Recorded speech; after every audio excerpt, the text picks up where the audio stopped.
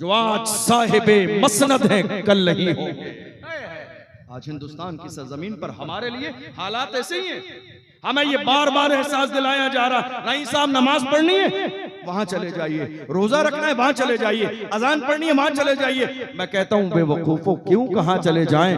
हिंद को नाज है जिस पर वो निशानी हम है, ताज और लाल किले के यहाँ पानी हम है। याद रखो, हिंद को जिस पर नाज है वो कोई और नहीं है। दुनिया अपनी चीजों पर इतराती है, अल्हम्दुलिल्लाह हम इतराने वाले नहीं है। अल्लाह का शुक्र अदा करके फख्र के साथ कहते हैं, ये लाल किला हमने दिया, हमने दिया है।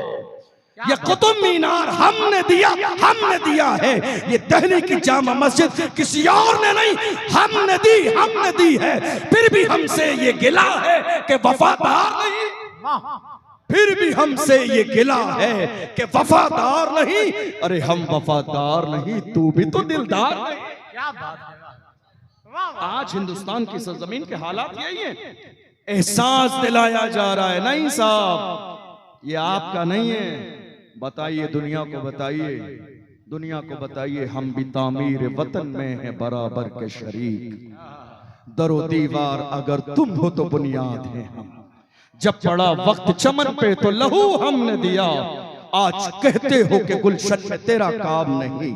हिंदुस्तान की सरजमीन पर दरअसल मुसलमानों से एक गलती ये हुई कि मुसलमान जज्बात में नारा लगाते रहे। हम हिंदुस्तान की सरजमीन पर जिम्मेदार भी हैं, वफादार भी हैं, मगर एक सेंटेंस, एक जुमला मुसलमान कहना भूल गए। नारा ये लगाना था, जिम्मेदार भी हैं, वफादार भी हैं और बराबर के हिस्सेदार भी हैं। ये नारा लगाना था मुसलमानों को, बराबर के हिस्सेदार भी हैं, ताकि लोग इस धोखे में न रहें कि मुसलमान शीरनी और तबर्रुक लेके खुश हो जाते हैं तो खुश हो जाएंगे। नहीं, इस सरजमीन पर मेरे गरीब नवाज की चौखट है, ये मुल्क मेरे गरीब नवाज का है। ये एहसास मत दिलाइए हमें। डॉक्टर राहत इंदौरी ने तो कहा, जो आज साहिबे मसनद हैं कल नहीं होंगे। किराएदार हैं, जाती मकान थोड़ी है। सभी का खून है शामिल यहाँ की मिट्टी में, किसी के बाप का हिंदुस्तान थोड़ी है। आप पढ़ते चले जाइए, हुसैनियत इसी चीज का नाम है।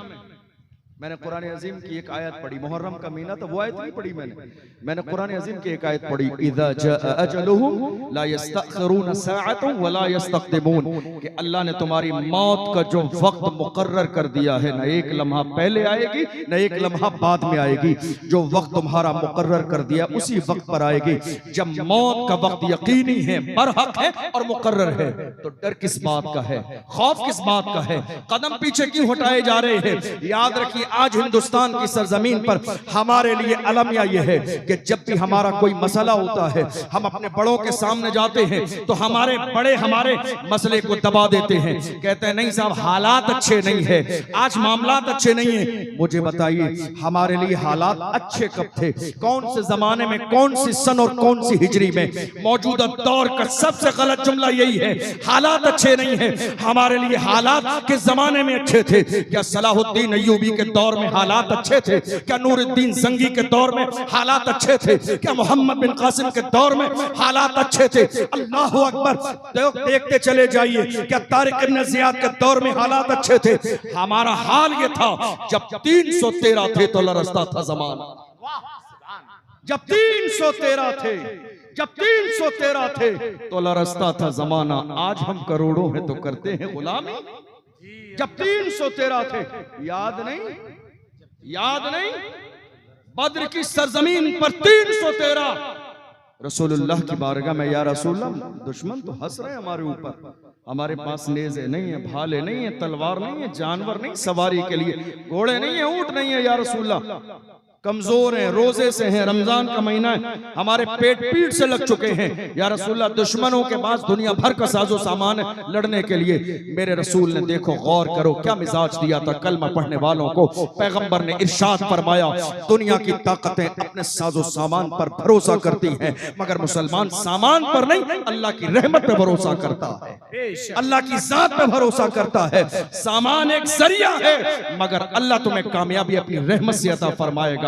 आपको मालूम है इस्लाम का सबसे बड़ा दुश्मन जिसे दुनिया अबू जहल के नाम से जानती है वो भी है बद्र के मैदान में। और आलम क्या है, दो छोटे छोटे बच्चे। कितने कितने है कौन सामने? इस्लाम का सबसे बड़ा दुश्मन। मैं आपको क्या कह रहा हूं जानते हैं? मैं आपको कह रहा हूं खौफ निकालिए दिल से, बुज़दिली निकालिए दिल से। तारीख पढ़िए अपनी। इस्लाम का पहला मुकाबला दुश्मनान इस्लाम से, और इस्लाम का सबसे बड़ा दुश्मन अल्लाह दिखा रहा है। ईमान वालों देख लो, जब तुम अल्लाह की जात पे भरोसा करके खड़े हो जाते हो तो तुम्हारे बच्चे भी इस्लाम के सबसे बड़े दुश्मन को पैरों तले रौंदने की सलाहियत रखते हैं। दो छोटे छोटे बच्चे आए, हजरत अब्दुर्रहमान बिन औफ के पास, कहा चाचा जरा अबू जहल का पता बता दीजिए। कहा क्या करोगे तुम, इतने छोटे छोटे, इतने सारे लोग अबू जहल के सामने हैं। उन बच्चों ने कहा था कसम खाई है मर जाएंगे या मारेंगे नारी को, सुना है गालियां देता है वो महबूब बारी को। हमने कसम खाई है या तो दुनिया में वो जिंदा रहेगा या हम मुस्तफा के गुलाम जिंदा रहेंगे। मारोगे क्यों, वजह क्या है? कहा नहीं हमारी दुश्मनी नहीं है, बात यह है कि हुजूर की इज्जत नहीं करता है, हुजूर की शान में गुस्ताखी करता है। दुनिया में जीने का सलीका और दुनिया में जीने का मौका उसी को मिलेगा जो मुस्तफा की इज्जत करेगा, और जो मुस्तफा की इज्जत न करेगा वो इस काबिल नहीं है कि वो दुनिया में जीने का उसे मौका दिया जाए। अल्लाह अकबर। वो दोनों बच्चे सामने खड़े हैं। अब्दुर्रहमान बिन औफ ने इशारा किया, कहा देखो वो सामने अबू जहल है और इतने सारे लोग हैं।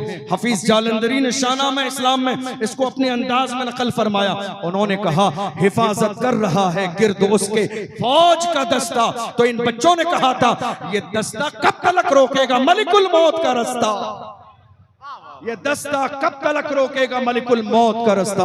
जब अल्लाह की तरफ से मौत का पैगाम आएगा तो न दस्ता बचा पाएगा, न फौज बचा पाएगी, न लश्कर बचा पाएगा, न लोग बचा पाएंगे, क्योंकि मौत का वक्त अल्लाह ने हर एक के लिए मुकर्रर फरमा दिया है।